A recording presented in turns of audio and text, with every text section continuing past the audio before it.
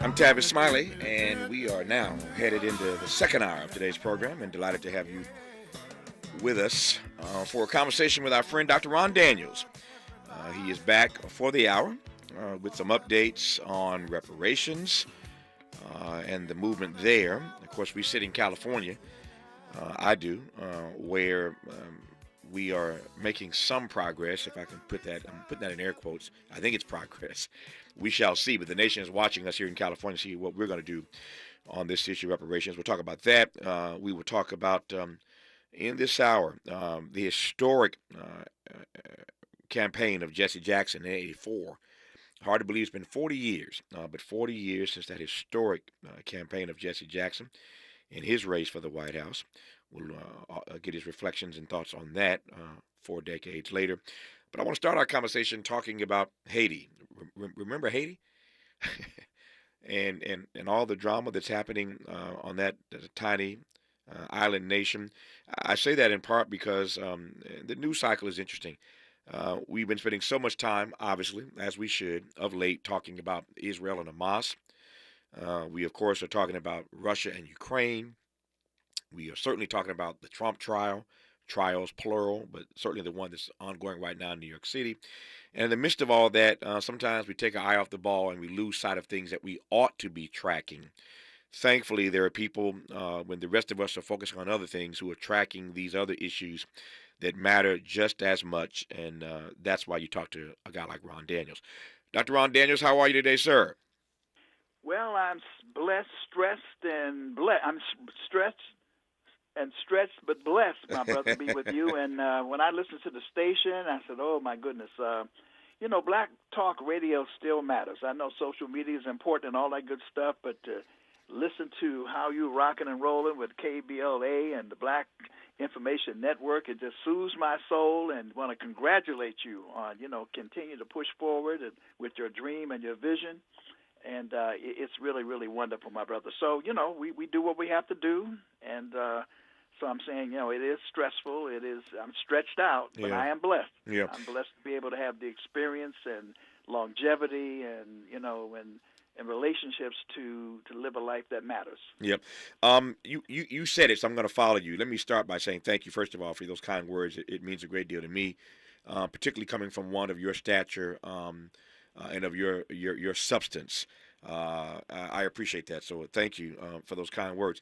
Let me start here again. Since you went there first, I want to follow you. And this is a question that I've asked in a variety of ways. Oftentimes, this comes up at the end of conversations after I've heard the thesis of whoever the guest may be in that particular hour. But I want to ask you this question on the front side, not the back side, given what you've already said about being blessed, but also stressed about your longevity. You're now, 81, 82 years of age now. You've lived a long life. You've seen a lot. You're still on the front lines of this struggle. And I'm curious as to how, in this particular moment, you are sustaining your hope. Well, I sustain my hope because I've always been optimistic and hopeful. It's like Reverend Jesse Jackson says, keep hope alive. But that's an interesting slogan, because if you don't have hope, people are hopeless people are not a people who struggle. I mean, when people are down and out and they don't have hope, they don't struggle. And I'm sure like you, I'm just inspired by my ancestors. That has always been what drives me. And quite frankly, I see this as a calling. I'm not a minister. I'm not I don't have that kind of calling, though in a sense it's a kind of layperson's calling, and it's rooted in my life in Pittsburgh, Pennsylvania, when my mother was, struggling as a single mom to raise, 4 children in August Wilson's Hill District. And, it was tough, man. And I looked up in the sky one night and said, look, people ought not to live like this. And ever since that, I really believe this is a calling. So when I say I'm stressed, it's difficult, but I'm blessed. And I relish what I do, because I think that the work that we put in, really does, have impact and matter. The other thing is, yes, I'll be in a week from this coming Friday. I will be celebrating my 82nd birthday. I'm vigorous. I'm strong. Got some aches and pains and so forth and so on. But I don't really feel no ways tired, to be honest about it. There you go. And the other thing is, I have to think about the fact that there are so many of our soldiers who've gone on, and I'm standing in for them. I'm still blessed. Damu Smith is gone. Ron Walters is gone. Sharshi McIntyre. There's so many people. Dr. James Turner. These are people that I've worked with. And so I feel I am representing them. And as long as I'm standing and healthy and whatever, I'll keep on keeping on. We are working on cross-generational transfer of leadership as we must, because we know there's, we're not immortal. We will be making our ascension into the ancestor realm. But I don't wake up feeling like I'm tired or I'm finished. I still think I have something to contribute. Well, indeed you do, and you're going to contribute for the rest of this hour, because I've got questions for you about a number of issues. We will talk about Haiti, of course, when we come forward. But I want to probe just a little bit more. I've known Dr. Ron Daniels for a long time, and I've never actually probed this, but I want to now. And that is a bit more about his growing up in Pittsburgh. He went there before I could even get there. You mentioned Pittsburgh, you have to mention August Wilson. I can't. Those two things just go together. If you mention Pittsburgh, you must mention the name of the greatest black playwright ever, August Wilson. But I'm curious to get more of the backstory of his growing up in Pittsburgh, in that Hill District, during that particular era. And then we'll jump from there for the rest of the hour. Our guest is Dr. Ron Daniels. You're listening to him right now, and I'm glad about it, on Tavis Smiley. Let's get back to more of this rich dialogue with Tavis Smiley. Tavis Smiley and Dr. Ron Daniels, who I'm pleased to have on this program. Before I get to Port-au-Prince, tell me about Pittsburgh. I want to hear more about what it was like for you growing up in the Hill District in Pittsburgh during that era. Well, as I talk about in my book, still on this mission, the vision and mission of Dr. Ron Daniels, it's a tale of two cities, actually. We really come out of the coal fields of West Virginia, my mother and father, into a steel town called Youngstown, Ohio. It was once the fourth largest steel-producing center in the U.S. But unfortunately, at age 9, my mother and father separated, and because we had relatives, particularly an aunt, in Pittsburgh, my mother took us to Pittsburgh, and we landed in the Hill District of Pittsburgh. And at that stage, it's like a lot of these, what we call them America's dark ghettos. There was an upper hill that was a little better off than the lower hill, but we were in the lower hill, and it was rough, brother. I mean, the rats and roaches and slum conditions. It was brutal, and to watch my mother grow up, to watch my mother struggle in that environment. I actually eventually had a nervous breakdown, and we had to, go back. I had to go back to Youngstown and whatever. But the thing that I drew off from that, however, and I always go back. I go back and take my sons and daughters there to like a pilgrimage, because even in as difficult as life was in the Hill District, there were strengths that we know were in our communities. There were no motherless children, no fatherless children, because it did not matter whether the next door neighbor was doing numbers running, was selling booze or whatever the deal was. They all looked after the children in the neighborhood. There was a Hill City. There was a community center. There were several of them, actually, where we could actually go and get some nurturing and it was rough, man. It was difficult. But there were these spaces that cared for us in the neighborhood. And there were teachers. I remember the teachers who just grabbed us and, tried to stimulate and move us forward and whatever. And so even though it was a very, very difficult climate and we lived in poverty, if you will, there were strengths that I reflect on in these neighborhoods and these communities that we kind of miss now, because we don't, in many instances, have that same kind of connectivity, if you will. So, it was out of that environment.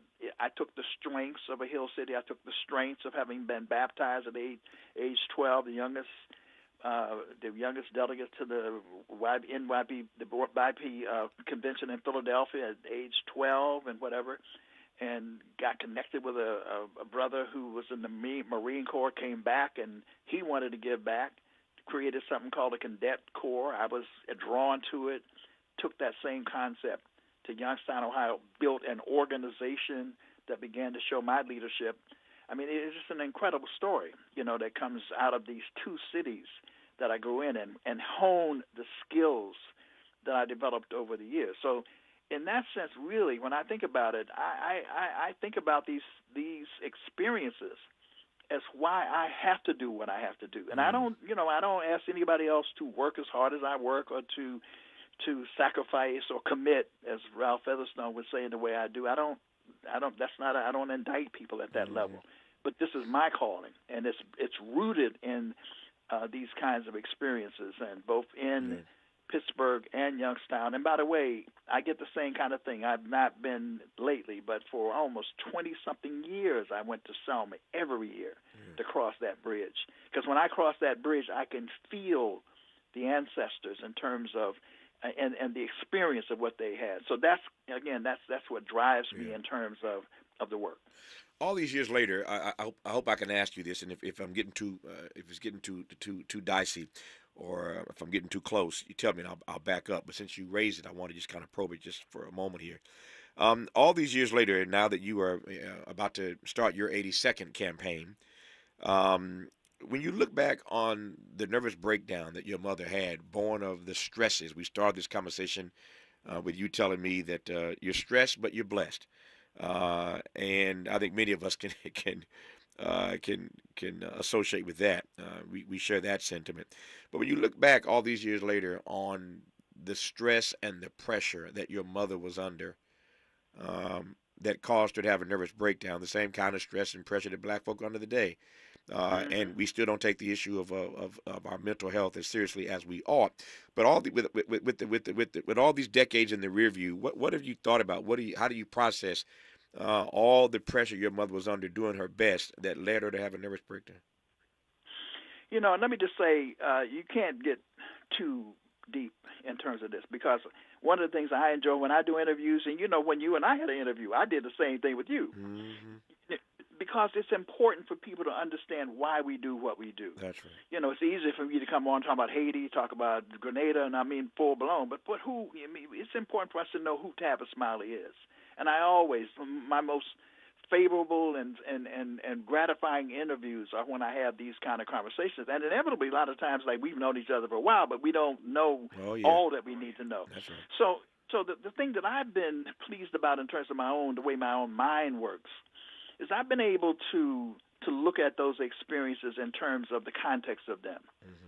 So really what you're talking about, again, my mother, like so many black women, I mean, she was a proud woman, and again, my mother and father both had strength. But my mother, she was not getting enough child support. But she refused to, she just wanted to struggle and get it done, right? And so that talks about the nature of the system that we work under. And there was not sufficient, like you said, benefits in the community that we needed. And as we speak today, despite having a period of time where we did have some mental health facilities and some health facilities, and that's the stigma on mental health has been there for many, many, many years, because we used to talk about sending people to the crazy house and all those kind of things. That infrastructure has been decimated. One of the reasons we have some of the difficulties in our cities today is that many of the people who are homeless, as you well know, and others, they have serious alcohol addiction issues, mental health issues, and the public space. The public space, which is not, this is hyperbole to some degree, the great equalizer in a capitalist political economy, has been decimated. And it's been decimated by a calculated, what years people forget, privatization was a drive to take over the public sector. Right? So that's what I take from that. And my mother, she had to make a decision, because there were two children by my biological father and two additional children. She had to make a decision. She went on to Indianapolis, and we had to go back to my brother and I went back to Youngstown. But the other thing about my mother, here's a woman again, and this is what we've seen in our experiences over and over again. Brilliant mother. She only went to 11th grade, but as she shared stories about the Great Depression, we grew up hearing about those stories. But she also talked about the fact that she went to Washington, D.C. to work in the Federal Mint and what that meant. I later on could interpret that to understand that what she was able to do that because, A, Philip Randolph had called for the first march on Washington in 1940, 1941. And the Fair Employment Practices Commission that was issued by Roosevelt opened up those public jobs to black people that had not previously been available to them. And one of them was in the Federal Mint, the post office. And my mother was able to take advantage of that. So this is how I when I look at these experiences, I know they're personal and they have consequences in that way. But I've been able to sort of draw out and take a broader view and say, what were the policy implications? What was going on that needed to be corrective, or what happened that on an affirmative side? And the same thing quickly with my father. He was, he had his own issues and so forth. My mother always believed much more in me than my father did. Frankly, he was converted later on, but he was from Georgia. He was a staunch member of the NAACP, and we would drive from Youngstown, Ohio to Georgia every year, and he would tell stories, and he would talk about. He'd have that blue steel Smith & Wesson up under the seat, as he drove in, sure. and we experienced firsthand my father having to ask, "Do you serve Negroes here?" and having to go to the back, to get sandwiches or whatever, or all those kind of. He took us in Georgia to a place where one of our relatives was lynched. He had that experience. And then we were connected really to, a family, the Cook family that produced Dr. Sam DuBose Cook. Oh, yeah. Who's one, and that's my first cousin. Right. So anyway, the rich experiences like that I can draw on between these two cities and whatever. And again, that's never far from my mind as I am working with our people. And this whole notion we said back in the day, an undying love for our people, you do have to have that undying love. And you know that it's difficult. You know there are problems. But I can work past that and keep moving ahead with hope because I know what we've gone through. And that, it's like Martin Luther King said, I may not get there with you, but someday we're going to get to the promised land. You mentioned your father and his being a staunch member in support of the NAACP. And, of course, out of that experience, while your father was, as you put it, he came to be a late believer, at least in your talents, but he eventually made that turn. But he was a staunch supporter and member of the NAACP, as you mentioned. And here we are now talking to Dr. Ron Daniels, who has, for the balance of his life, been on the front lines of our struggle. And I wonder if I could just ask you, just briefly here, what your critique is in real time. I'm sure you have one. What's your critique in real time of black activism? And I don't want to color that question much more than that, but in this particular moment, with all that we're up against, what's your critique of black activism? Well, I think it goes in cycles, and we tend to romanticize about back in the day and whatever. We have a new era of activism, and it's being spearheaded, by brilliant, young black leadership, or at least leadership that is a generation or so behind me, certainly. Black Lives Matter and Movement for Black Lives, and certainly just the other day, the announcement on your show, breaking news, that one of the most brilliant leaders that we have, Dr. Melina Abdullah, is going to be the vice presidential candidate for Cornell West. So what we have is, a lot of motion, a lot of movement that is taking place that has pushed us, forward. But what I lament at several levels at this stage is a kind of lack of civic education at one level. And let me just say this. I was thinking about you the other day because one of the most valuable services that you performed, and you've done many, and people still remember this, is that you had those incredible town hall meetings that you had all across the country. And the reason why they were important was you didn't just have the town hall meetings. They were designed to elicit from people, engage people, and then to produce a black agenda, which you did. The other thing that I kind of lament is I'm not happy about what I see as kind of, and this is what we sort of specialize with in the Institute of the Black World 21st Century. This is what I my legacy project is. Our mantra is promoting a culture of collaboration. Let me say that again: collaboration to heal and empower Black families, communities, and nations.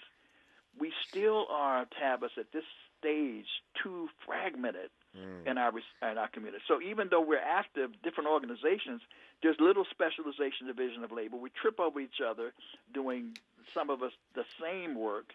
And by the way, we don't share information. And I do declare that our adversaries may not be totally unified, but they do share information. They plan ahead. And we sometimes fail by the lack of information. Ignorance is not bliss; it is catastrophic. And so for me, building that out, and at the national level, I got to say right now, that's one of my concerns. We are facing one of the most serious crises. It's like, I don't know whether it was Vernon Jordan or somebody said, if America gets a cold, Black America gets pneumonia. Right. Well, if we're facing an existential threat from MAGAism and the Orange Man and Agent Orange and all of these white nationalist, white supremacist, infected, and infused movements that are threatening democracy, the edifice of democracy, then we inevitably are caught up in that. And yet I don't really see at our national level, and I've had some conversation with some of our leaders, I have relationships with almost all of them, many of them, that we don't have the Black Leadership Forum anymore. The Black Leadership Forum was a kind of united front where they would meet at least once a month. Walter Fauntleroy talked about something called a Black Leadership Roundtable. You may recall it when we used to go to the CBC. Sure. He would combine over 200 organizations every year. That's not here anymore, Tavis. Let me. So anyway, that's. Let me cut you. No, you're doing fine. I want to pause for a second up against the clock here. When we come forward, though, I want to really this is getting good, as we say around here. I want to probe at least two of these laments that you've just laid out a little more deeply. The lament of civic education, or the lack thereof, and the lament of a lack of collaboration amongst Black people and certainly Black leadership. There's something there that I want to interrogate when we come forward. And we ain't got to Haiti yet. You never know how these conversations are going to go. I just go with the flow. You're listening to Tavis Smiley. Sounds different. This is Tavis Smiley. Tavis Smiley in conversation with Dr. Ron Daniels. In this hour, we're spending some time in the, how might I put this, in the Elders Skybox. Sometimes you want to just take a seat for a little while. In the Elders Skybox and listen to some wisdom speaking. That's what we're hearing in this hour. He's about to start his 82nd campaign, and that is a blessing, well beyond the 70 he was promised. So he's on borrowed time, but he's making the most of it. He said earlier he's stressed, but he's also blessed. More importantly, he continues to engage the work and witness that I've known him to engage for decades now. And so we're going to stay up here in this Elder Skybox for the rest of the hour and learn what we can from one of our noted elders. So I asked you a few minutes ago what your critique was at this point in your life, or is at this point in your life, of Black activism. And you started out and giving me an answer, and then you pivoted and said, Tavis, having said that, there are at least a couple of laments that I have vis-a-vis Black activism. And one of those laments was a lack of civic education, and the other is a lack of collaboration. I want to take them one at a time. Unpack for me more deeply your lament about our lack of civic education and what you precisely or mean by that. Well, first of all, let me lay one more quickly on the table, and that is one of the things that, because I tend to be somebody who believes in who does not believe in either or. I believe in both and. Right. And I also think that I think we're beginning to bridge it some now. But once social media hit, there was, I think, in the young generation, a kind of obsession, and understandably so, with the effectiveness that you could of social media, particularly in terms of controlling your own productivity and whatever. Sure. But there's no substitute. This is why when I mentioned earlier, I was intentional about saying, but there's some people who still listen to radio. You know what I mean? And so we have to synchronize. We have to use both radio and social media, and in a very, very, I think, profound kind of way. There is really no substitute for actual human interaction with each other. Right. And so in some way you use social media in order to galvanize people to do the social interaction. That's one of the things that I mean. Right. And I think this young generation itself is well educated. It's engaged in many ways, but there's a way in which the cross-generational kind of transfer of information has not been as effective as it could be. But I'm getting to very basic kinds of things. And I was having a conversation the other day, and education has progressed and so forth and so on. But back in the day, there was something as simple as civics. Mm-hmm. I mean, we used to have civics. I mean, that taught basic elementary. What does this system look like? How does it work? And then there was home economics, and people laugh about that now. But these basic kinds of things that are not taught. And I believe that it's important, particularly for Black people and other oppressed people, to understand the system that we work in, even as we change it. I'm again, Dr. Koringa has this saying, I am realistic, but as for reality, I've come to change it. Mm-hmm. So he's saying, well, we got to deal with it, but we're going to change it. I mean, we're not staying in it. And for example, I had a conversation the other day with someone, a radio talk person, and I dropped this piece. And one of my frustration happens to be, by the way, is some of these things that are just not well known.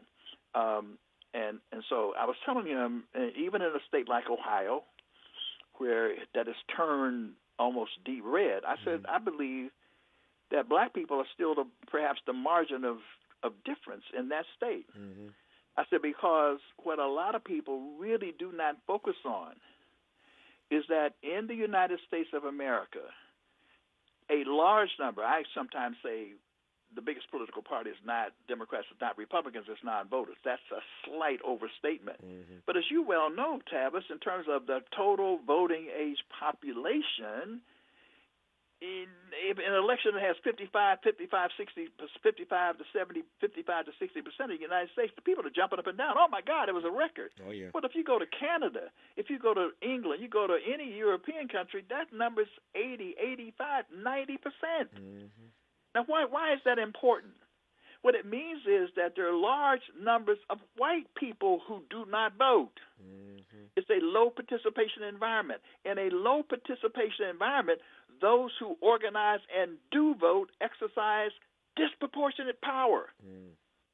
So in a state, and this is why Jesse Jackson, we talking about why we miss him at this level, because here's what did Jesse used to do? People didn't pay a whole lot of attention to it. Walter Frontway did the same thing. Jesse would go to a state like Ohio, and he would say, okay, there was a senatorial campaign last time against the MAGA guy who won, and I don't know what the numbers are. I'm going to speculate. There may have been a race may have been won by 100,000 votes. Mm-hmm. Jesse goes to a state like Ohio, and he says, let's look at the number of those who are still not registered in the state of Ohio and those who did not vote. And he'll say, not registered in Ohio is still 300,000, 400,000, 450, 500,000. Mm-hmm. The margin of difference is in our hands. Now, I'm not going to blame us for that. You see what I'm saying? I'm not saying we were responsible. But the point is, and what happened really when Trump slipped through in 2016, the Black vote that dipped just a slight percentage in Milwaukee was the margin of difference.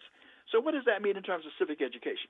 It means that we need to collectively, not just me by myself, collectively we ought to be engaging and getting people to understand how this system works and how we can maximize the Black vote. I talk about a formula I used to have. It's a crude, I call it a 90-99 formula. It's a bit aspirational, but what if we were able to get 90% of Black people registered to vote? Mm. And on in any election, get 90% of that 90% to turn out and vote. We would exercise power disproportionate to our numbers. Because let me quickly say this, Tavis. See, what people don't understand is they are befuddled about what happened to the Republican Party. But you know what happened to the Republican Party? And I wish Ron Walter was around to help me out, because he was the more, we was called scholar activist. He was more scholar than activist, me more activist than scholar. Both of us scholar activists, but we need somebody to document this. I do believe that Mitch McConnell and that party, by the way, had become conservative. The other day, somebody mentioned, we were talking about Jackie Robinson. I said, oh, yeah, well, Jackie Robinson was a Republican. What? Yeah, Jackie Robinson was a Republican. But he was a Republican. People don't realize that there was once a time when the Republican Party had a liberal wing, a moderate wing, and a conservative wing. It was a more diverse party, and that had implications for what could move forward. But I think in this era, what people heard in the Orange Man, the AKA Agent Orange, white nationalists, grievance-laden white folks. And by the way, we got to deal with their grievance. I mean, I'm not dismissing them as human beings. We got to deal with some of those grievances. Yeah. They heard in Trump a message that they could believe in. They came off the sidelines. These are people who were not voting. The earthquake, what do they call the Oath Keepers and the Proud Boys, and so my contention is they came in and took over the Republican Party. No, Jesse is. I hear your point, and it makes sense. Speaking of Jesse Jackson, Jesse said so many brilliant things, but the thing with regard to this conversation that Jesse said repeatedly, you've heard it more than once, I've heard it more than once, is that as black people, we lose far too many elections by the margin of our absence at the polls. That's quintessential Jesse Jackson, that we lose too many elections by the margin of our absence at the polls. That's Jesse Jackson. He is Dr. Ron Daniels. More with him when we come forward on Tavis. Ready to re-examine your assumptions and expand your inventory of ideas? More of Tavis Smiley coming your way right now. Ron Daniels, my time is getting away from me. It's getting really, really tight. But I want to just get a quick word from you. We talked about civic education, one of your laments. The other lament you mentioned was a lack of collaboration amongst black leadership. Say a quick word about that before I move to Haiti, please. Yeah, well, it's not only among black leadership, it's also in our communities. And to make a long story short, and this is one of the things we specialize, frankly, in terms of IBW. And I'll use one example, criminal justice policy reform, the war on drugs. As we moved and looked at different cities where we had some relationships, we found that people dealing with the same issue, criminal justice policy reform, were not in touch with each other. So what we did in these various cities was create what we call justice collaboratives, in which at least they meet every 3 months. And we have other forms, Pan-African Unity Dialogue, the same thing, meeting every 3 or 4 months, so that people at least can exchange information with each other and then create joint work action plans off of that. So, and by the way, let me just quickly say that people should go to the website ibw21.org. We really want people to catch up on a lot of what we're doing on Haiti, the follow-up to the Black World, to the State of the Black World Conference.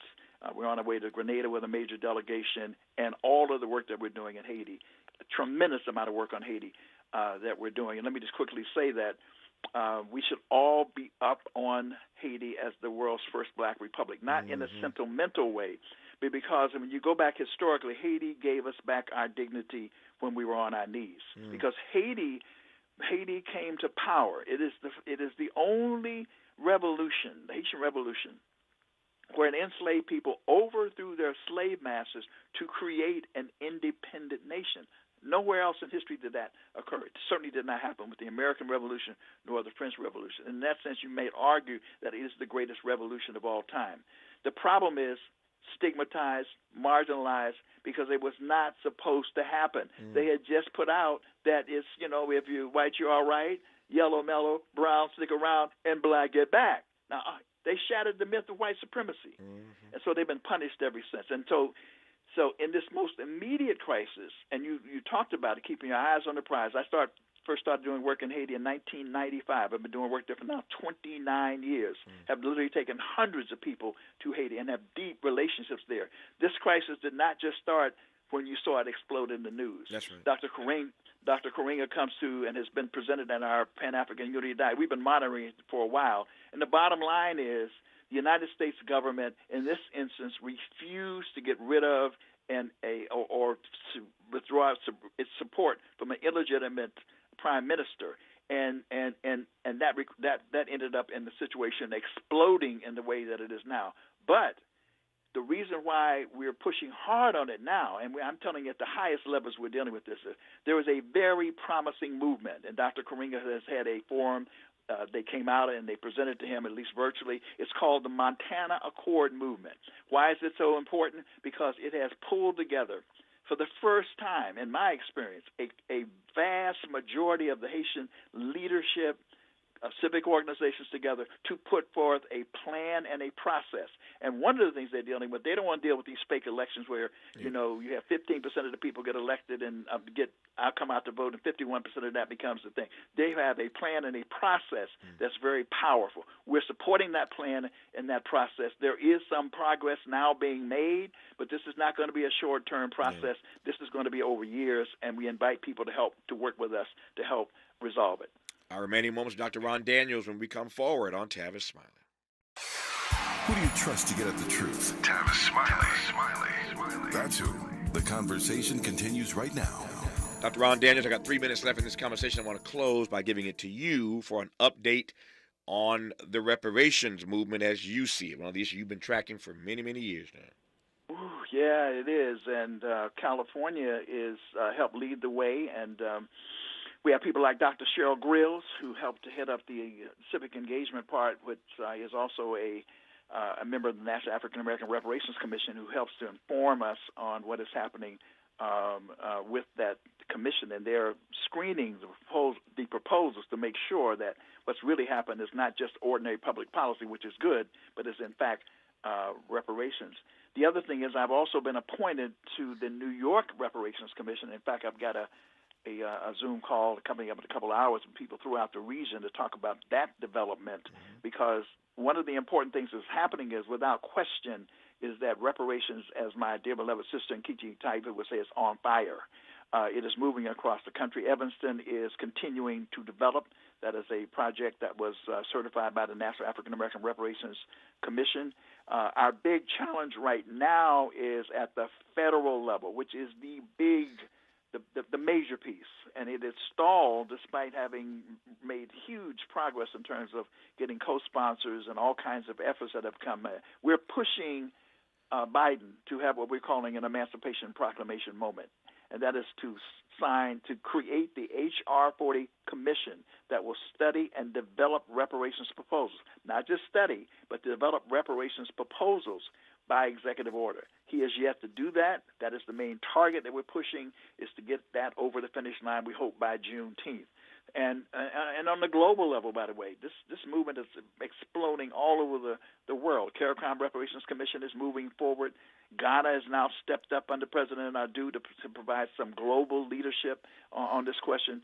So as Professor Hilary Beckles has had, and you should get him on sometime, this is the leading public intellectual dealing with reparations. We can certainly help to hook that up. He has said that reparations will be the human rights issue of the 21st century, and it is proving to do so. And so if you want to follow the work of the National African American Reparations Commission, again, you can go to the website ibw21.org, ibw21.org. Really encourage your audience to do that because that's one of the ways that we can keep people informed, even beyond this incredible interview, for which I profoundly thank you and have enjoyed thoroughly. Dr. Ron Daniels, you're always welcome here, sir. I said earlier that we were going to spend some time in this hour in the Elder Skybox, and we are all the better for it. About to start his 82nd campaign, but still on fire for justice, as you can tell, the IBW's Dr. Ron Daniels. Doc, good to have you on. I'll talk again soon, my friend. All the best to you, sir. Appreciate it. Good to have you with us in this hour. In our final hour, we're going to talk about Black composers, an amazing project.